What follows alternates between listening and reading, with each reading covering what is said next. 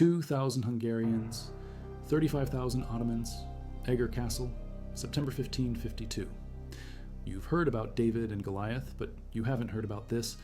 When Sultan Suleiman the Magnificent crushes everything in his path. When his armies sweep fortress after fortress like dominoes falling. When even whispers of his name empty cities, one castle refuses. One captain says no, one stand changes everything. Why does the Ottoman juggernaut break against these walls? What weapons turn peasants into warriors? How does a fortress with odds of 1 to 17 hold? 26 years earlier, August 29, 1526, the fields of Mohacs run red. King Louis II of Hungary watches his kingdom die in 3 hours. 25,000 Hungarians face 100,000 Ottomans. Suleiman the Magnificent brings 300 cannons against Hungary's 85. The Hungarian cavalry charges. They break the Ottoman vanguard. Then the Janissaries unleash hell. Ottoman artillery tears through armored knights like paper. The Hungarian center collapses. Ottoman cavalry executes the pincer. 14,000 Hungarians dead on the field. Louis flees. His horse stumbles crossing the Sale River. The weight of his armor drags him under. He drowns in 3 feet of water. 7 bishops dead, 28 magnates dead. The flower of Hungarian nobility extinct in one afternoon. Suleiman walks through Buda unopposed, takes over 100,000 captives, then withdraws.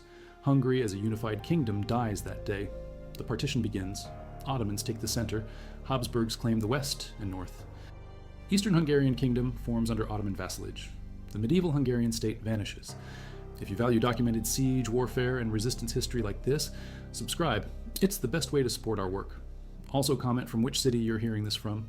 Also, this script is researched and factual, using sources from the Wikipedia article on the Siege of Eger, last updated August 6, 2025, the Hungarian Conservative article from January 9, 2024 on the triumph of the Hungarian heart, and Han Vedelim's historical excerpt from August 18, 2020 detailing the Ottoman campaign.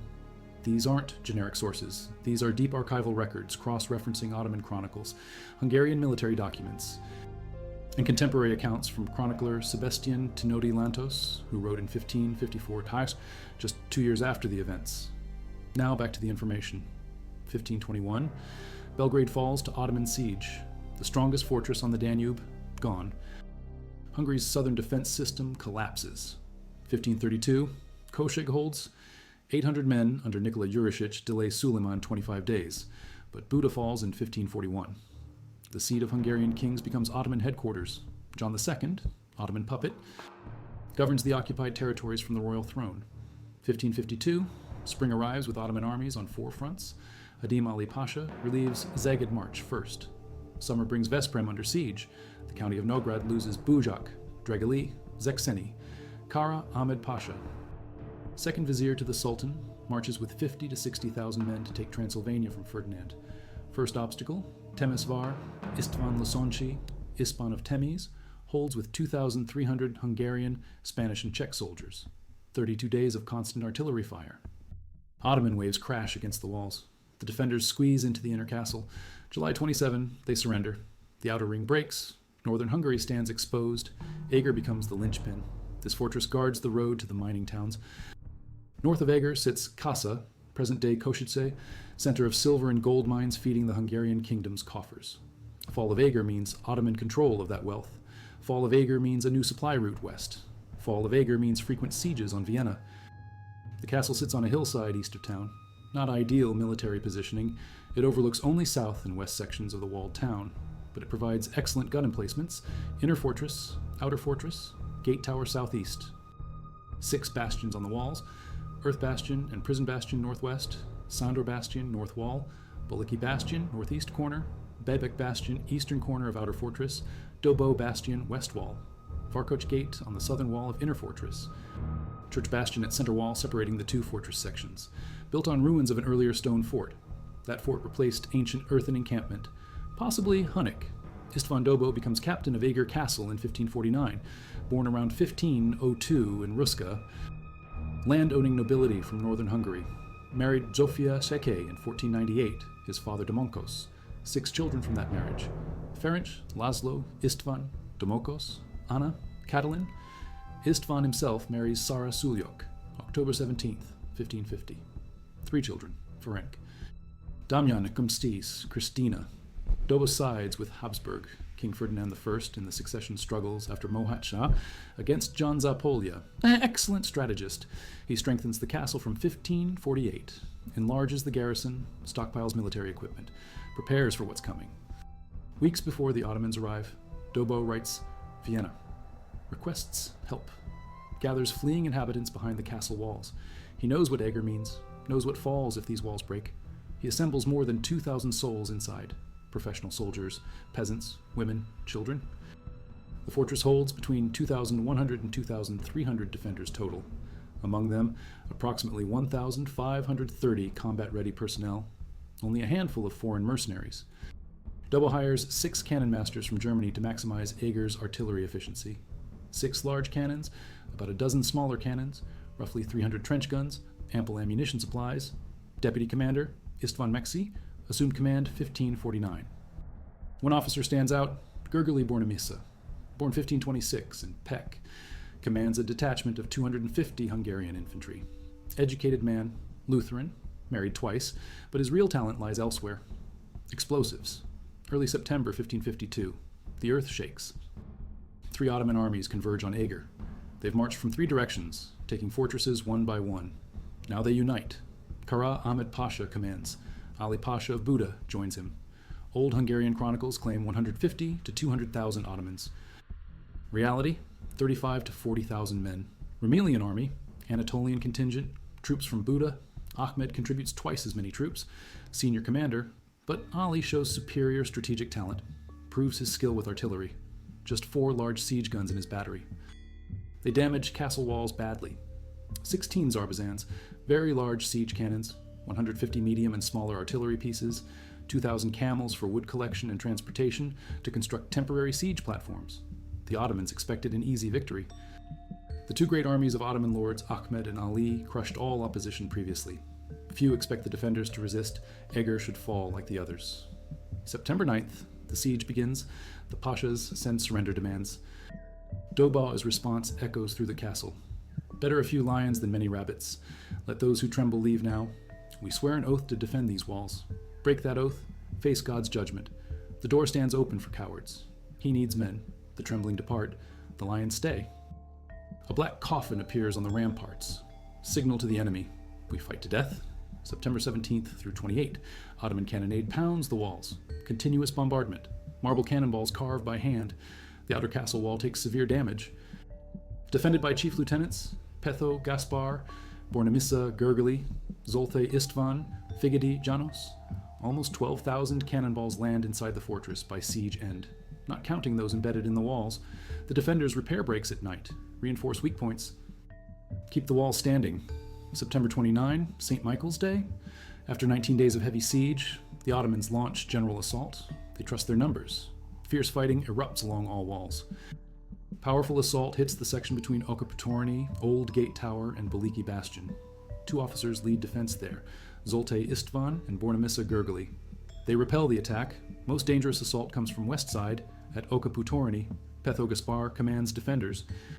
Shot in the leg. Carried away. Enemy concentrates between Bebek Bastion and Okaputorni, Bornemisza's section. Ottoman miners explode the gate, pull down wooden wall built behind it. Ottoman infantry rushes through the breach in numbers. Janissaries seize positions in tower above O-Gate. Effective firing position. Kill many defenders. Critical moment. Captain Dobó stands on Centeli Bastion, Shrine Bastion, turns all largest cannons toward enemy-held gate and tower. Fighting still fierce there. His volley destroys both targets, kills friend and foe together. Tower collapses. Shortly after, the section is retaken. But the Ottomans keep coming. This is when Bornemisza's genius shows. During the siege, this young officer devises primitive but lethal grenades, powder keg-sized bombs, watermill wheel packed with gunpowder. He rolls it into Ottoman ranks. His secret. The gunpowder doesn't just explode, it sparks more fire. He loads these weapons with oil, sulfur, flint, showers enemy with burning missiles. Grenades drop from walls. Explosions tear through Ottoman formations. Fire spreads. Men scream. The attacks slow. The women of Eger enter the fight. Around 90 women inside the garrison, 40 of them nobility. They refuse to escape while possible. They want to fight too. When Ottoman scaling ladders hit the walls, the women act. Boiling water rains down on attackers. Hot tar follows. Molten lead pours from cauldrons. Burning faggots soaked with tar fly through air, stones hurled with deadly accuracy. The Ottoman soldiers below see women fighting. Confusion spreads through their ranks. Rumors start in the Turkish army. Hungarians drink bull's blood for superhuman power. The truth? Red wine. But the legend of Egri Bikaver, bull's blood of Eger, is born. The wine still carries that name. The women of Eger become symbols. Chronicler Sebastian Tinodi Lantos sings their deeds. Their 19th century painter Bertalan Szekely immortalizes them. His painting hangs in Hungarian National Gallery, Budapest. September 29, assault fails. The Ottomans regroup, try again, and again. 5 major assaults total against Eger's walls. Each one breaks. Continuous cannon fire between assaults. The defenders hold. But problems emerge in Ottoman camp. During siege, their army runs out of gunpowder twice. Marble cannonballs run out twice. Ahmed's heavy artillery sits silent for a week or more each time. Significant infighting between 2 Ottoman leaders erupts. Ahmed Sr., more troops. Ali Younger, better strategy. Their conflict weakens command. Then nature intervenes. End of autumn arrives early. Heavy rain begins. Freezing nighttime temperatures hit. Rice rations reduced. Ottoman officers face corruption allegations. Discontent spreads through troops. Disease follows. Dysentery tears through camp. Morale collapses. They came expecting easy victory. Found 39 days of blood and fire instead. October 13th, another massive assault. Fails again. October 17th, the Pashas make decision. Time to leave. Not enough powder. Not enough food. Not enough men left healthy. Too cold to continue. They've lost face. Lost men. Lost time. October 18th, 1552. After 39 days of brutal fighting, the Ottoman armies withdraw. Beaten. Humiliated. Breaking a generation-long run of Ottoman military success. Kara Ahmed Pasha retreats with what remains of his force. The defenders stand on ruined walls, bloodied, exhausted, victorious. Ferdinand I, King of Hungary, does nothing, sends no help during siege. Dobó and his officers resign in protest after victory. Their message clear: we defended your kingdom. You abandoned us. Gurgely Bornemisa receives command of Eger Fortress, reward for his explosives genius. But the story doesn't end well for him. 1554. Ottomans ambush him, capture him, drag him to Constantinople. They want secrets about Eger's defenses. Want to know how 2,000 held against 35,000? He refuses to talk. 1555. They hang him for his defense of Eger. Ferdinand grants Dobó the towns of Deva and Samosuyvar, now Deva and Gerla, Romania. 1553 makes him voivode of Transylvania, Prince of Transylvania. But politics are deadly. When Transylvanian estates plan to break from Habsburg rule, Dobó becomes suspect. 1566, accusations of treason, imprisoned in Pozsony Castle, now Bratislava. Years in captivity destroy his health, eventually released. Dies mid-June 1572 in Seredny, today Seredny, Ukraine, age 70, forgotten by many. His grave at St. Andrew Church in Ruska Banya lost to time. Memory erased, but the legend survives. Despite failure at Eger, Ottoman campaign of 1552 succeeds overall. They take Veszprém, Temesvar, Zolnok, Lipa. 25 Hungarian strongholds fall. The defensive ring around Buda complete. New Vilayet centered on Temesvar ensures control over Transylvania. Though the port doesn't press further expansion due to Persian War, local Turkish forces keep conquering. 1566, inspired by Eger's example. Defenders of Sigetvar stand against Sultan Suleiman himself. Nicholas Rinsky leads suicidal charge from fortress, kills the Sultan in the Turkish camp. Both commanders die, but the resistant spirit lives. Eger lights that fire. Eger Castle remains defiant of Ottoman attacks until 1596. 44 years after the Great Defense, this time 7,000 defenders, mostly foreign mercenaries. Sultan Mehmed III personally commands Ottoman forces. September 20th to October 12th. The mercenaries rebel, capture castle captain, leave gates unguarded while negotiating surrender. Only 300 who convert to Islam survive. The fortress falls, Ottoman hands for 91 years. The minaret built in late 17th century still stands. Northernmost point of former Ottoman Empire. Reminder of that period. 1687, united Austrian-Hungarian armies finally retake Eger. The town returns to Christian control, but the 1552 defense becomes embedded in Hungarian identity. First recorded by Tinodi in 1554. Musical verses of Eger's exploits. 1827, poet Mihaly Vörösmarty writes Eger. 1899, the big one arrives. Géza Gardoni publishes Egri Csillagok, Eclipse of the Crescent Moon, historical novel about the siege, chronicles events leading to and including the defense, tells tale of Gergely Bornemisza, Captain Dobó, István Dobó, becomes required reading in Hungarian schools, 1960s adaptation into feature film, still shown regularly on Hungarian television. Most popular work about the siege makes the characters immortal. The fortress today, István Dobó Castle Museum since 1958, displays relics from siege and period. His statue stands in Eger's main square, sword raised, watching over city, he saved. Casemate exhibition shows outer and inner castle systems. Heroes, Hall teaches about Dobó and his men. Every year at siege, beginning celebrations. Cannon fires at 15:52 hours, 3:52 p.m., honoring the defense. The underground passages still exist. 3 levels of corridors honeycomb the hill. This complicated defense system enabled vastly outnumbered defenders to face superior enemy. Recesses in corridor walls where sentinels sat during siege, watching peas placed on drums to detect Ottoman mining operations beneath walls. What made Eger hold when others fell? Examine the factors. First, leadership. Dobó, the strategic mind. 3 years preparing defenses, fortifying weak points, gathering supplies, training garrison. His speeches rally defenders. His presence on walls during assaults inspires courage. His willingness to sacrifice, turning cannons on captured positions even with own men there, shows resolve. Second, innovation. Bornemisza's explosives change siege warfare. Primitive grenades, yes, but lethal. Powder kegs packed with oil, sulfur, flint, watermill wheel bombs. These weapons demoralize Ottoman troops, create psychological impact beyond physical damage. Third, civilian involvement. The women fighting, peasants defending alongside soldiers. Everyone invested in survival. Everyone understands what Ottoman victory means. Unity of purpose. Fourth, defensive advantages. Strong walls despite damage. Gun positions providing overlapping fields of fire. Underground passages allowing movement without exposure. Ability to repair damage at night. Fifth, terrain. Marshy ground around castle makes approach difficult. Limits effectiveness of Ottoman cavalry. Funnels attacks into killing zones, but also examine Ottoman failures.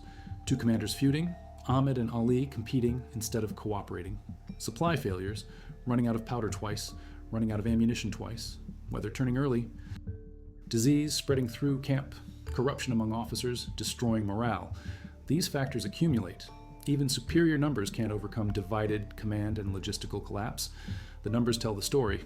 2,100 to 2,300 defenders, 35 to 40,000 attackers. Ratio of approximately 17-1. 6 large cannons plus dozens smaller ones for defenders. 16 Zarbazans plus 150 artillery pieces for Ottomans. 39 days of siege. 5 major assaults repelled. Almost 12,000 cannonballs landed inside fortress, 1,530 combat-ready personnel among defenders, 250 infantry under Bornemisza, 6 German cannon masters, around 90 women fighting, 2,000 camels for Ottoman logistics. The tactical details reveal the defense. Ottoman miners dig under walls. Defenders place drums with peas in underground passages. Vibrations from mining shake peas. Alert given. Countermining begins. Ottoman sappers plant explosives. Defenders dig their own tunnels. Plant countercharges. Underground warfare matching surface siege. When breaches open, immediate response. Defenders build secondary walls behind breaches. Layer defense in depth. Attacker through one breach faces another wall. Kill zones created. Crossfire from bastions cuts down troops in breach. Grenades dropped into packed formations. Fire spreading. Retreat becomes rout. September 29th, assault shows pattern. Ottomans concentrate on O-Gate section, breach the gate, take the tower, strong firing position. Defenders falling. Dobó responds. Artillery strike on own position. Tower collapses with Ottomans inside. Immediate counterattack retakes section. Speed of response, crucial. No hesitation, no panic. Calculated sacrifice to win. This happens repeatedly. Ottomans gain foothold. Defenders eliminate it. Cost doesn't matter. Holding matters. The weapons innovation deserves focus. Bornemisza's grenades aren't just explosives, they're psychological weapons. Ottoman soldiers see fire raining from sky, see comrades burning, hear screams, smell burning flesh. They're elite troops. Janissaries, Sipahis, battle-hardened. But this fire warfare is new. This terror from above breaks morale. Officers drive men forward with drawn swords. Still, they hesitate. The watermill wheel packed with gunpowder. Genius rolls down slope, gaining speed. hits Ottoman formations, explodes, scatters burning material, creates chaos in ranks. Simple weapon, devastating effect. Bornemissa understands warfare isn't just killing, it's breaking enemy will. The walls of Eger stand. The Ottoman tide recedes, broken. A victory, yes. A miracle, absolutely. But one victory does not win a war. The Ottoman Empire is not a beast slain by a single wound. It is a leviathan. Its heart beats in Constantinople. Its limbs stretch from the sands of Arabia to the gates of Vienna. The defeat at Eger is a sting, an insult, a humiliation for Kara, Ahmed Pasha, and Ali Pasha. But for Sultan Suleiman the Magnificent, sitting on the Sublime Porte, it is a problem to be solved. An anomaly in an equation of conquest that has, for decades, yielded only one answer: victory. The juggernaut has been stalled. Not stopped. The dominoes paused, but not put back in the box.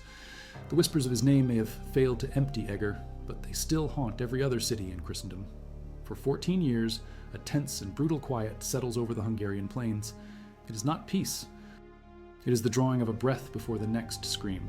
The Little War, they call it, a constant, grinding conflict of raids and counter-raids.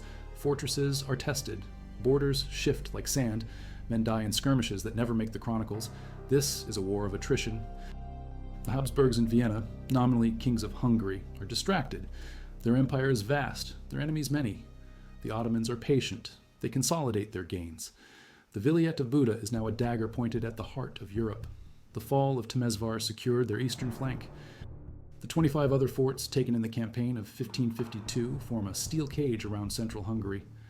Eger was a brilliant defiance, but strategically, it was the closing of one door while 25 others were kicked in. Suleiman is old now. He has ruled for more than 4 decades. He has led his armies on 12 major campaigns. He has doubled the size of his empire. His architects have remade the skyline of Constantinople. His law codes have reshaped his society. He is the lawgiver, the magnificent, the shadow of God on earth. But he is also a man in his 70s. Gout racks his body. The ghosts of his own sons, Mustafa and Bayezid, whom he had executed, haunt his nights. He has one last campaign in him, one final ride to cement his legacy, and the defiance of the Hungarians. That stubborn, persistent refusal to break still gnaws at him. Eger was a failure of his generals. This time, he will lead the army himself. This time, there will be no failure. The target is chosen. Not Eger again. That would be an admission of past weakness. The target is Sigedvar. A small fortress, but a venomous one. It sits deep in Ottoman-held territory, a Christian island in a Turkish sea, astride the main military road between Buda and the southern provinces. It is a constant threat to Ottoman supply lines. Its captain is a man whose name is a curse in Ottoman camps, Miklos Zrinyi. In Croatian, Nikola Šubić Zrinski. He is the Ban of Croatia, a title of immense power. He is 58 years old, a veteran of hundreds of clashes. At the siege of Vienna in 1529, he fought with distinction. At the Battle of Buda in 1542, he saved the imperial army from annihilation with a daring cavalry charge, losing 400 of his own Croats to do so. He is wealthy, powerful, and utterly without fear. He has spent a lifetime fighting the Ottomans. He knows their tactics, their strengths, their weaknesses, and for years, from his fortress at Sigedvar, he has launched devastating raids into their territory. He is a thorn in the side of the empire. Suleiman decides it is time to pull the thorn. In the spring of 1566, the order is given. The imperial army of the Ottoman Empire, the largest field army in the world, begins to mobilize. 100,000 men, janissaries in their white felt caps, the elite of the elite. Sipahis, the armored feudal cavalry, Akinci light horsemen, masters of the raid, Topçu artillerymen who serve the largest cannons on earth. The Grand Vizier, Sokolu Mehmed Pasha, a brilliant Serbian-born statesman and general, organizes the logistics. 300 cannons are prepared. The imperial procession leaves Constantinople on May the 1st. It is a city on the move.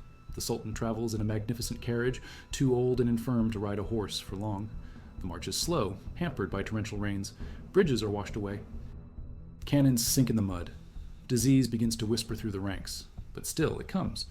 An inexorable river of steel, flowing north. Zrinyi knows they are coming for him. He has 2,500 defenders, Hungarians and Croats. A tiny fraction of the force marching against him. He receives letters from the emperor in Vienna, Maximilian II. Help is promised. An imperial relief army will be gathered, but Zrinyi is a realist. He has seen imperial promises evaporate before. He trusts only the walls around him and the men beside him. Zigotvar is not a natural fortress like Eger. It is a lowland castle, its strength derived from water and marsh. It is composed of 3 sections, connected by causeways: the new town, the old town, and the citadel. Each a fortress in itself. Zrini has prepared meticulously. He has stockpiled food, water, and gunpowder. He has strengthened the walls. He has done all a man can do. Before the Ottoman vanguard arrives, Zrini gathers his soldiers. He makes them swear an oath to obey him, to fight, to resist to the last man, and to never surrender. He understands the reality of their situation. He tells them, I, Miklos Zrini, do solemnly swear to fight and to die, and never to abandon you. So help me God. His men swear the oath with him. There will be no retreat. There will be no surrender. There will only be victory or death. August 2nd, 1566. The Ottoman army arrives. The horizon disappears, replaced by a forest of tents and banners. The siege begins. The first target is the new town, the outermost defense. Ottoman artillery opens a thunderous chorus. The earth trembles. Day after day, the bombardment continues. The defenders fight back with their own cannons, but they are hopelessly outgunned. On August 9th, the Ottomans launch a general assault. They come in waves, their drums beating a terrifying rhythm.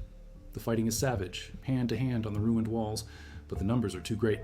After 3 failed assaults, Zrini orders the new town abandoned and set on fire. The defenders retreat across the causeway to the old town. The Ottomans press their advantage. The cannons are moved forward. The bombardment of the old town begins.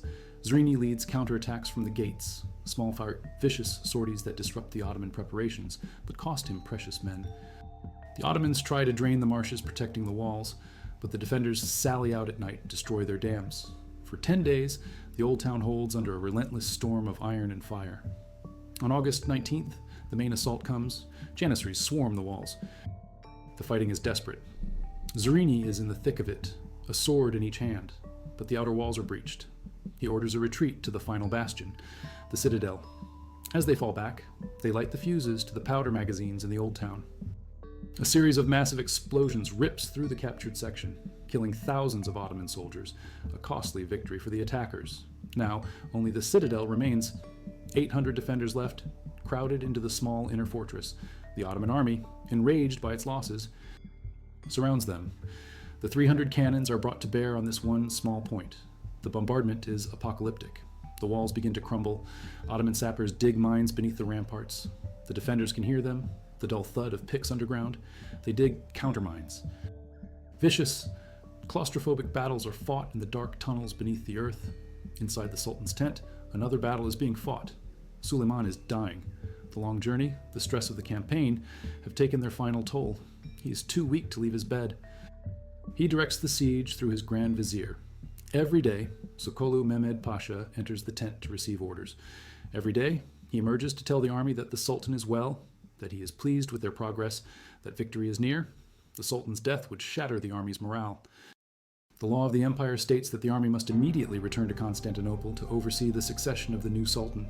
Sokolu Mehmed makes a decision of incredible audacity and risk. He will conceal the Sultan's death. The Sultan's personal physician is strangled to ensure his silence. Orders continue to be issued in the Sultan's name. The siege must continue. The fortress must fall. By early September, the citadel is a ruin. The walls are little more than piles of rubble. Constant assaults are thrown back, but the circle of defenders shrinks with every attack. They are exhausted, wounded, running out of ammunition. Fires rage within the fortress, ignited by Ottoman fire arrows. There is no hope of relief. The imperial army promised by Vienna is camped 50 miles away, its commander too timid to challenge the Ottoman host. Zrini and his men are alone. September 7th, the final day. The Ottomans prepare one last massive assault. They have placed a huge mine under the main bastion, the Eagle's Nest. Zrini knows the end has come. He does not wait for it. He chooses to meet it. He addresses his remaining men, perhaps 300 of them. He tells them their names will live forever. He does not put on armor for this final battle. Instead, he wears his finest silk tunic. He fills his pockets with 100 gold coins. He says, "The man who kills me deserves a rich reward." He takes the keys to the citadel in a beautifully wrought saber, a gift from his father. He orders the gates to be opened. The great gates of the citadel swing open. The Ottoman soldiers preparing for the assault freeze in disbelief. There, in the gateway, stands Miklos Zrini. A single cannon, the wild pair, fires one last shot from the wall, a blast of shrapnel that tears through the packed ranks of the Janissaries. Then, with a final cry of "Jesus!" Zrini leads his men out. It is not a battle. It is a suicide charge, a tiny band of men charging into the heart of an army of 100,000. The Janissaries, shocked for a moment by the sheer audacity of it, recover and unleash a storm of musket fire. Zrini is hit twice in the chest. An arrow strikes him in the eye. He falls. His men fight on over his body, a small bloody knot of defiance, until every last one of them is cut down. The Ottomans storm into the now defenseless citadel. But Zrini has one last surprise. A slow-burning fuse reaches the main powder magazine. A cataclysmic explosion engulfs the citadel, killing another 3,000 Ottoman troops. The fortress of Sigetvar is finally silent. On September 8th, the day after the final charge, inside the imperial tent, Sultan Suleiman the Magnificent dies. He never knows that the fortress has fallen. Sokolu Mehmed Pasha keeps the secret for 3 weeks. He issues orders for the army to begin its march back to Constantinople. He sends a courier to inform the heir, Selim, in Anatolia. Only when the army is near the capital does he announce the death of the Sultan. The ruse works. There is no panic, no collapse of discipline, but the campaign is over. The death of the Sultan and the horrific cost of taking Sigetvar, an estimated 20 to 30,000 Ottoman casualties, ends any thought of marching on to Vienna. Once again, a Hungarian fortress has bled the Ottoman army to a standstill. Eger was a miracle of survival. Sigetvar was a testament to sacrifice. The first showed that the Ottomans could be beaten. The second showed that, even in victory, the Ottomans could be broken. Zrini's last stand became a foundational epic for both Hungarians and Croats, a story of courage against impossible odds. It was celebrated in poems, songs, and paintings. In the 19th century, the Croatian composer Ivan Zajc would write the opera Nikola Šubić Zrinski. Its final chorus, "Uboj, uboj," to battle, becoming a patriotic anthem. So how does a fortress hold? What turns peasants into warriors? The answer is not always in the holding. Sometimes the answer is in the breaking. Eger held, and in doing so, lit a fire of hope across Hungary. It proved the juggernaut could be stopped. Sigetvar fell, and in its fall, it created a legend of sacrifice so powerful it became a moral victory that echoed for centuries. It cost the Ottomans a sultan and an entire campaigning season, saving Vienna without a single imperial soldier firing a shot. The tactics were different, but the spirit was the same. István Dobó was a brilliant strategist, a logistician who prepared for the inevitable. Miklos Zrini was a warrior poet, a man who stared into the abyss and chose how he would meet it. Dobó's genius was in making his men believe they could live. Zrini's genius was in making his men believe they could die well. Both understood a fundamental truth of warfare against a superior foe. You cannot break their army, but you can break their will. You make the cost of victory so high that it feels like a defeat. You fight for every inch of wall, every foot of ground.